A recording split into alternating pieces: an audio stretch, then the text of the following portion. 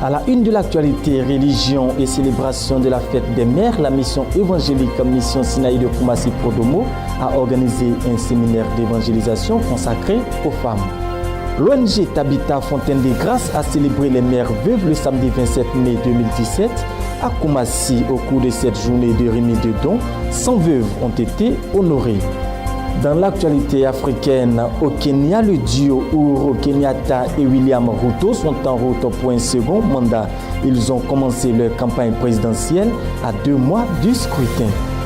Enfin, à l'international, le monde diplomatique international attend beaucoup de la normalisation des relations franco-russes dans le règlement du conflit en Syrie. Madame, Monsieur, bienvenue. Merci de vous informer sur Béni TV, la chaîne des bénis au chapitre religion. La mission évangélique pour la restauration des familles et des personnes en détresse, Mission Sinaï d'Abidjan Koumassi Prodomo, a organisé un séminaire d'évangélisation consacré aux femmes le vendredi 26 mai 2017. Au cours de ce programme placé sous le thème « Femmes dépassent tes limites », une centaine de femmes ont été honorées. Elles peuvent bien danser, ces femmes et mères de famille, car elles ont été célébrées et couvertes de cadeaux par la mission évangélique pour la restauration des familles et des personnes en détresse, Mission Sinaï, à l'occasion d'un séminaire d'évangélisation dédié aux femmes. En présence des autorités politiques et administratives qui ont loué la belle initiative qui entre dans le cadre de la fête des mères, le thème principal intitulé « Femmes dépassent tes limites » a été développé par pasteur Sylviane Monté, leader de l'église évangélique La Bénédiction. La servante de Dieu a appelé les femmes à renoncer à la fatalité et aller au-delà des limitations. Dans une famille, dis non, les femmes ont le mari meurt. Donc, dans ta famille, enfin dans le quartier, personne ne veut marier.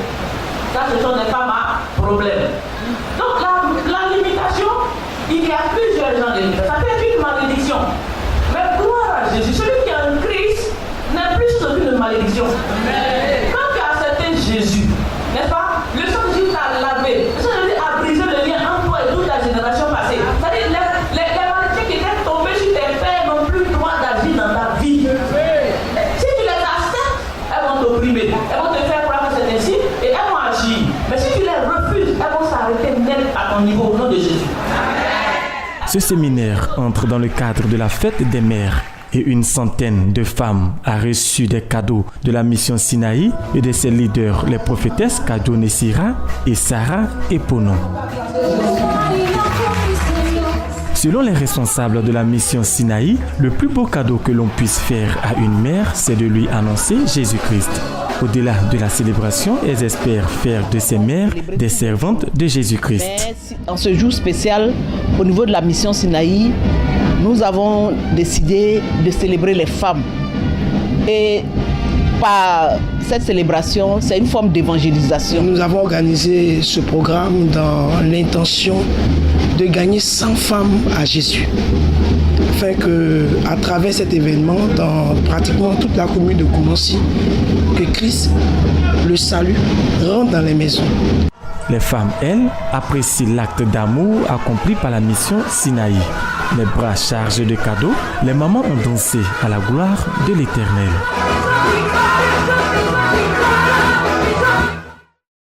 L'ONG Tabita Fontaine de Grâces a célébré les mères veuves le samedi 27 mai 2017 à l'église ministère de la prière vivante, c'est à Abidjan, Koumassi.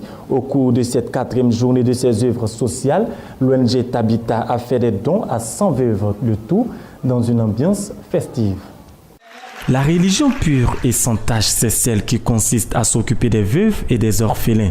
L'ONG Tabita Fontaine de Grâces n'a pas dérogé à cette vérité biblique à l'occasion de la fête des mères. Ce samedi 27 mai 2017, elle a organisé la 4e édition de ses journées sociales.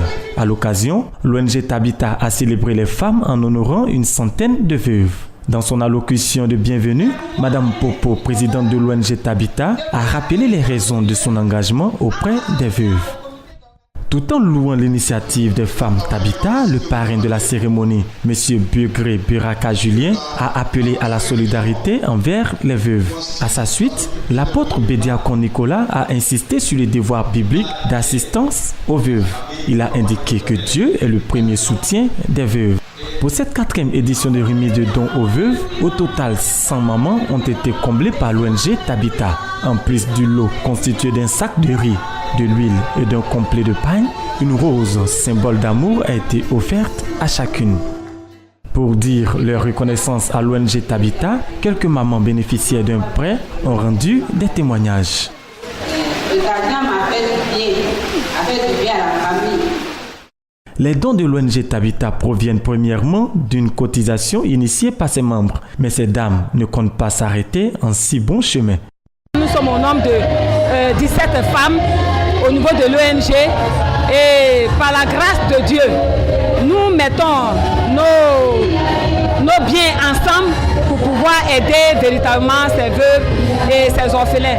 Et l'objectif de l'ONG, c'est d'aider les veuves à pouvoir se prendre en charge. Et donc, comme on n'a pas encore de grands financements et puis on n'a pas encore de grands soutiens, alors ce qu'on fait pour pouvoir aider ces femmes, c'est de procéder par une tontine.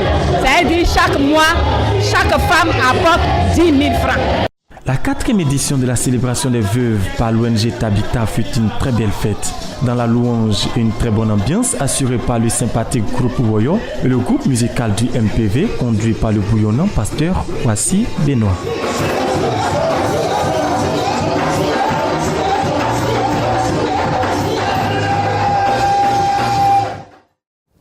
Parlons cette fois de consécration. La Mission mondiale du Christ, œuvre et action en Côte d'Ivoire a organisé le samedi 20 mai 2017 une cérémonie de consécration de ses pasteurs, apôtres et prophètes. C'était en présence de parents, amis et connaissances. En voici un compte rendu. C'est par une procession en fanfare qu'a débuté la journée de consécration des pasteurs, apôtres et prophètes de la Mission mondiale du Christ, œuvre et action en Côte d'Ivoire. Après cette entame dans la louange, un mot de bienvenue a été adressé aux parents, amis et invités qui ont fait nombreux le déplacement. Mesdames et messieurs, en vos rangs, grades et qualités, nous prenons la parole au nom de l'Église internationale du Vainqueur et de toutes les églises sœurs qui l'accompagnent pour exprimer notre joie et notre grande satisfaction de vous compter parmi cette auguste assemblée. À tous et à toutes, bienvenue. Au total, 6 serviteurs de Dieu, des pasteurs, apôtres et prophètes ont été présentés au peuple pour leur consécration devant Dieu. Dans son message, le bishop Dadie Blaise a rappelé les fondements de la consécration en appelant les nouveaux consacrés à ne point se détourner du chemin du sacerdoce. Ne cherchez pas la récompense de l'homme, cherchez la récompense de Dieu. Quelqu'un fait un milliardaire, il vient dans ton église, mets là-bas. Toi, tu restes en haut. Amen. C'est toi qui as voulu. Et ça veut dire que c'est à toi de la rencontre. Et c'est toi qui as rencontré à Dieu. Donc, on peut dire, quand vous connaissez la parole de Dieu, vous devenez un homme relax. Tu peux marcher pour 10 ans. La 11e année, tu vas te donner des 4x4 de voitures que personne ne voit jamais. Il a dit la sincérité. Il a dit ton cœur. Il a dit ton dévouement. Il faut te donner tout entier. Ne fais pas de résistance et ne fais pas de réserve en soi et en toi. De toute façon, tu as commencé à la chaleur de l'Esprit de Dieu continue jusqu'à la vie éternelle. Amen. Oui, Jésus. À l'appel de leur père spirituel, les consacrés ont répondu par un engagement ferme dans une prestation de serment, avant d'être revêtus chacun et chacune de leur tenue sacerdotale. Par onction d'huile et imposition des mains, le bishop Dadie Blaise a ensuite consacré les nouveaux pasteurs, apôtres et prophètes. À partir d'aujourd'hui, je te consacre.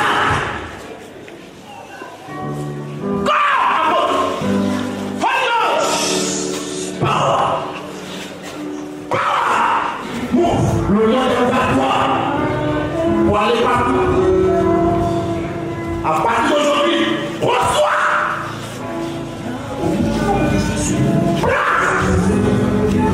Merci beaucoup. Des certificats leur ont été remis par le bishop Dadie Blaise pour attester de leur nouveau ministère. Et la belle cérémonie a pris fin dans une bonne ambiance avec les félicitations et remises de dons des parents et amis. Dans l'actualité africaine, au Burkina Faso, les résultats de l'élection municipale partielle du dimanche 28 mai 2017 ont été proclamés par la commission électorale. Et selon ces résultats, le parti au pouvoir arrive en tête dans 16 communes. La Commission électorale nationale indépendante du Burkina Faso a proclamé les résultats provisoires des élections municipales partielles et complémentaires tenues le 28 mai 2017. Sur les 281 279 inscrits, 160 608 électeurs ont voté sur l'ensemble des 19 communes concernées par ces scrutins, soit un taux de participation de 57,09%. Au niveau des 19 communes, il y avait donc bulletins nuls ou sur lesquels on n'a pas pu s'accorder, 4 898. Suffrages valablement exprimés, 155 710. Nous pouvons dire que le processus est relativement bien tenu. Une action humaine n'étant par essence imparfaite, il y a des réglages à faire et nous allons nous y atteler. Au total, 19 partis politiques et un regroupement d'indépendants étaient en course dans les 19 circonscriptions électorales du pays. Selon les résultats provisoires, c'est le mouvement du peuple pour le progrès, le parti au pouvoir, qui s'en sort donc grand vainqueur en arrivant en tête dans 16 des 19 communes. Les résultats qui sont sortis de ces élections voient l'application d'un phénomène qui est celui où les populations penchent pour celui qui est au pouvoir déjà. Dans un contexte de précarité et de pauvreté, les populations font des choix utilitaristes où les électeurs pensent établir une certaine cohérence de l'action, de la gouvernance et du développement local. Le Burkina Faso, qui organise de nouvelles élections municipales un an après le dernier scrutin du genre, l'objectif ultime est d'une part de répondre aux besoins des communes qui connaissent des difficultés dans la mise en place des exécutifs locaux et d'autre part, répondre aux aspirations des populations des communes où ces municipales n'ont pas pu se tenir en mai 2016. Au Sénégal, les listes électorales en vue des prochaines législatives ont provoqué une polémique dans le pays. Le choix de l'ancien président Abdoulaye Wade comme tête de liste du PSD est l'événement qui marque ces élections.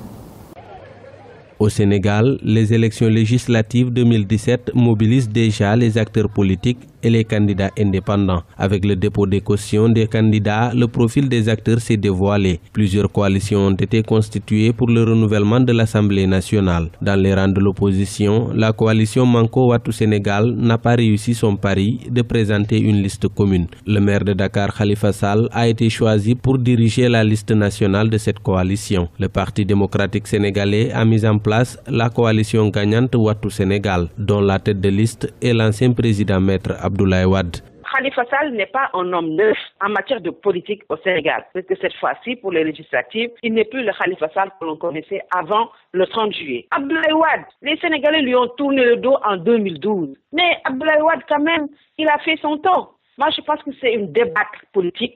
Une défaite politique de l'opposition. Au final, Manko Wattu Sénégal n'a pas réussi son pari d'aller aux élections législatives avec une liste unique. Certains observateurs estiment que cette division de dernière minute profitera à la majorité présidentielle réunie sous la bannière Benno Bokk Yakaar. Moi, je pense que la seule chance de l'opposition pour pouvoir faire face au président Macky Sall, c'était de s'unir. Ils ont encore manqué cette chance-là, malgré qu'il y ait eu des problèmes dans les investitures. Il n'y a pas eu de liste parallèle, il n'y a pas de coalition bis au niveau de Benno Bokk Yakaar. Donc, je pense que cette opposition-là est là du pain sur la planche face à Macky Sall. Au total, plus d'une dizaine de coalitions de partis et de listes indépendantes sont pressenties pour briguer les suffrages des Sénégalais le 30 juillet 2017. Les partis de l'opposition ont constitué plusieurs coalitions, en plus de la coalition gagnante Wattu Sénégal et de Manko Wattu Sénégal. Le sort de la coalition au pouvoir, Benno Bokk Yakaar, est entre les mains du président Macky Sall. Il se charge de choisir ses camarades qui seront investis à cause des affrontements violents qui ont précédé la constitution des listes de ses partisans. Le président kenyan sortant Uhuru Kenyatta et son vice-président William Ruto sont en campagne à 2 mois de l'élection présidentielle au Kenya. La candidature du duo Uhuru Ruto a été validé par la commission électorale. Après avoir reçu le quitus de la commission électorale lundi à Nairobi, le président sortant Uhuru Kenyatta et son vice-président William Ruto sont immédiatement rentrés en campagne. À 2 mois du scrutin présidentiel, le candidat Uhuru Kenyatta annonce son programme basé sur l'unité dans un pays où les considérations ethniques priment sur les programmes politiques. Nous voulons que nos jeunes, nos personnes âgées soient prises en compte lors de la prise de décision pour s'assurer qu'il y ait une véritable égalité et progrès équitable partout dans notre République.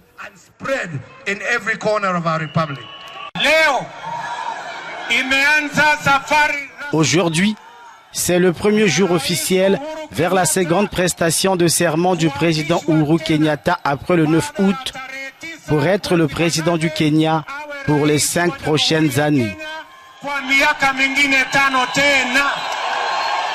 La commission électorale a en tout validé 8 candidatures. L'opposition a formé une coalition autour de Raila Odinga, malheureux à 3 reprises. Il veut défier le duo Uhuru-Ruto, les vainqueurs de 2013. J'ai examiné vos documents et j'ai l'honneur d'annoncer qu'Uhuru Muigai Kenyatta est candidat à l'élection présidentielle et William Samoei Ruto sont colistiers pour les prochaines élections générales du 8 août prochain. Les candidats sont invités par la commission électorale à battre une campagne pacifique. De nombreux troubles avaient émaillé les primaires de divers partis politiques. Le phénomène des bébés noirs, un phénomène de banditisme récurrent à Brazzaville, est un phénomène qui préoccupe de plus en plus les autorités congolaises. Une opération a été lancée pour traquer et arrêter ces jeunes délinquants, souvent âgés entre 13 et 30 ans. Rassemblement dans un commissariat de police à Brazzaville, en République du Congo. Ces policiers s'apprêtent à aller à la recherche des bébés noirs, des jeunes entre 13 et 30 ans, qui, selon les autorités congolaises, sèment la terreur dans la capitale avec des armes blanches. Un phénomène de banditisme à ciel ouvert, qualifié de terrorisme. Les bébés noirs sont des terroristes. Je dis bien, les bébés noirs ne sont que des terroristes. Ils tuent, ils pillent, ils violent les femmes. Des policiers passent à l'acte. Ce bébé noir présumé vient d'être interpellé à la grande satisfaction de certains habitants de son quartier. Bon, c'est une très bonne opération. Il faut éradiquer ces gens-là. Il faudrait les détruire. Ils ne doivent pas être nuisibles pour notre population. Au-delà de la traque, des acteurs de la société civile pensent que l'éradication du phénomène passe par la réinsertion sociale de ces bébés noirs. Il faut, au préalable, créer les centres d'accueil, donc les structures pour accueillir ces enfants-là. Mais je crois que quand ils ont passé 1 année, 2 ans dans ces centres-là, ils peuvent être réinsérés dans la société. Mais si on n'a pas ces dispositions-là, si on n'a pas ces centres-là, c'est une action nulle. Les émeutes pour l'amélioration des services publics sont quasi quotidiennes en Afrique du Sud. Touchés par les inégalités sociales et économiques, les habitants des townships expriment ainsi leur colère. De l'eau, de l'électricité et des sanitaires, voilà les réclamations des habitants d'Ennerdale, un township près de Johannesburg. Plus de 20 ans après la fin de l'apartheid, leur frustration face à leurs misérables conditions de vie s'est transformée en violente colère. Céline Brown est née il y a 21 ans dans cette maison. Entassée avec sa famille, cette jeune maman se sent abandonnée par les autorités. Si le gouvernement ne fait rien pour nous sortir de cette situation, ça ne va faire qu'empirer. Avant, les manifestations se déroulaient dans le calme, mais aujourd'hui c'est de pire en pire et l'État ne fait rien pour nous sortir de là. Voilà les toilettes où les gens jettent leurs excréments. Je suis fatiguée, j'habite ici, là où on jette la merde. Je ne peux pas cuisiner décemment, je ne peux pas vivre décemment dans cette merde. En 1994, l'Afrique du Sud élisait Nelson Mandela, le premier président noir du pays, avec la promesse d'une vie meilleure pour tous. Mais depuis, aucune maison n'a été construite à Ennerdale, et en Afrique du Sud, 13% de la population vit toujours dans des logements informels. Les manifestations violentes sont devenues courantes, et les activistes ne voient pas d'autre moyen de se faire entendre du gouvernement.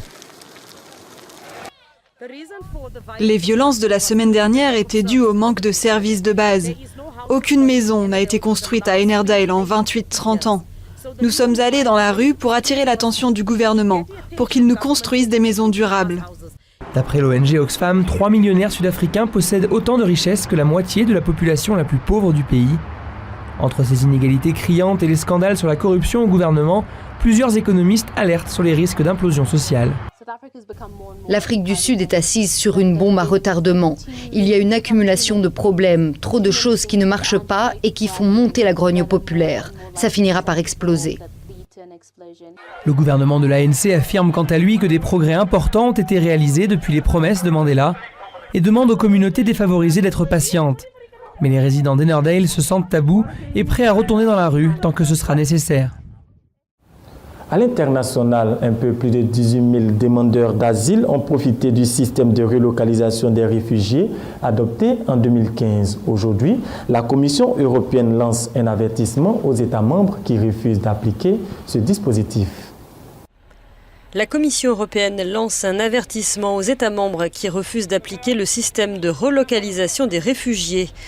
Un peu plus de 18 000 demandeurs d'asile ont profité de ce dispositif de répartition entre les pays membres adopté en 2015. Un chiffre très loin de l'objectif de relocalisation de 160 000 personnes d'ici le mois de septembre. Pour l'eurodéputé espagnol Juan López Fernando Aguilar, la Commission est dans son droit.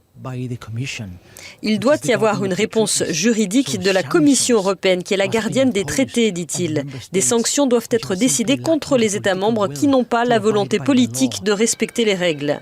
Selon cette autre eurodéputée hongroise, le système provoque un appel d'air. Ils évaluent les quotas et les quotas signifient pour eux qu'ils ont le droit de venir car ils seront relocalisés, dit-elle.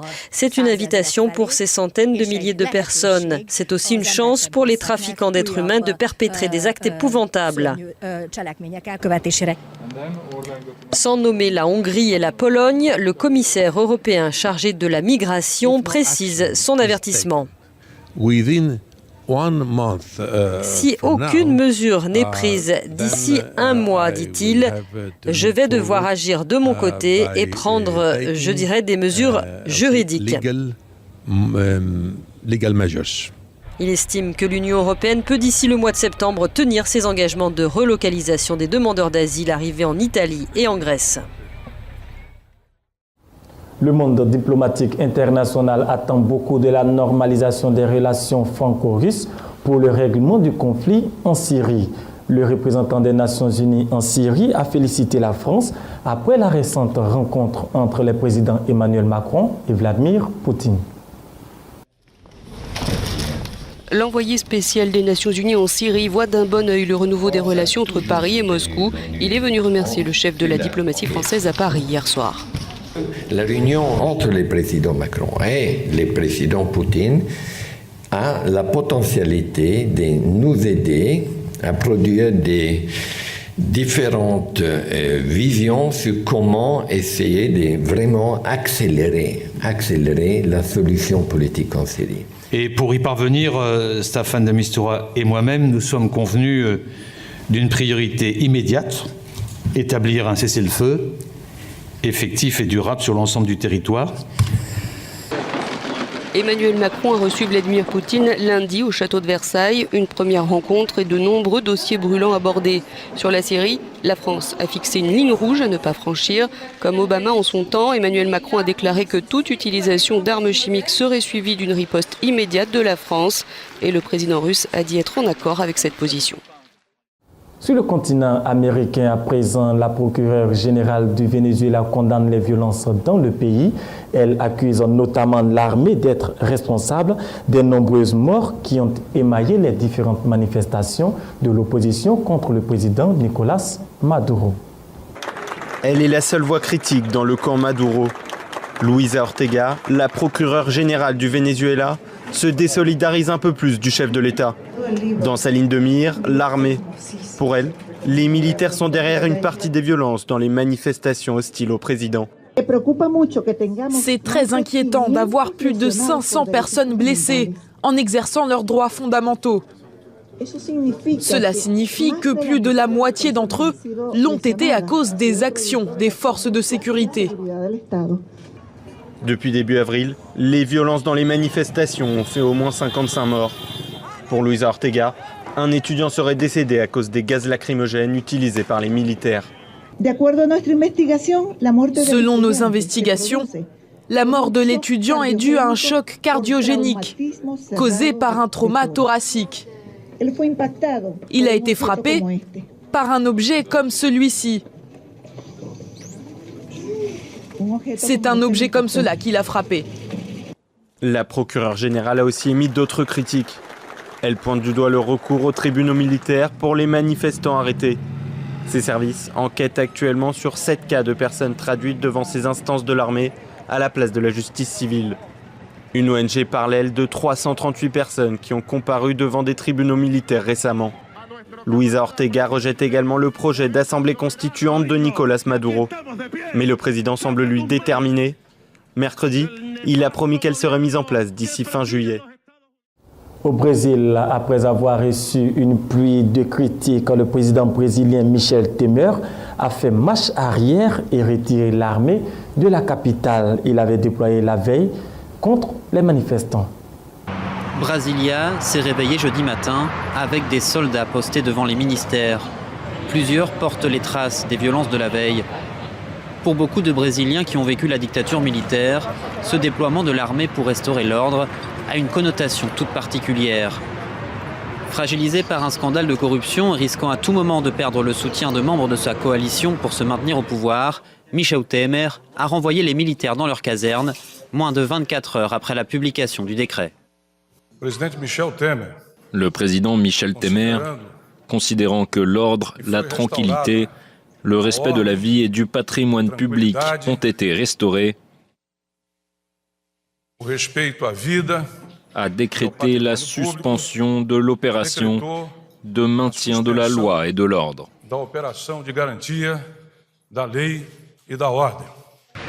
Quelques minutes après cette décision, les militaires ont évacué les lieux. La veille, en marge d'une grande manifestation réclamant le départ du président, des casseurs ont semé le chaos sur l'esplanade des ministères. En tout, 8 ont été vandalisés, ainsi que la cathédrale. Des violences condamnées par les Brésiliens. J'approuve l'acte de manifester. J'ai trouvé que c'était absurde des deux côtés. Je trouve que la police militaire a aussi commis une grave erreur en visant les manifestants. Depuis le 18 mai, le président Michel Temer est visé par une enquête pour corruption, organisation criminelle et obstruction au travail de la justice. 1 an après Dilma Rousseff, il risque à son tour la destitution. La manifestation de mercredi a réuni 35 000 personnes. C'est le premier grand rassemblement réclamant son départ. C'est ici que s'achève ce journal que nous avons été ravis de vous présenter. Jésus-Christ est le même hier, aujourd'hui, éternellement. À bientôt.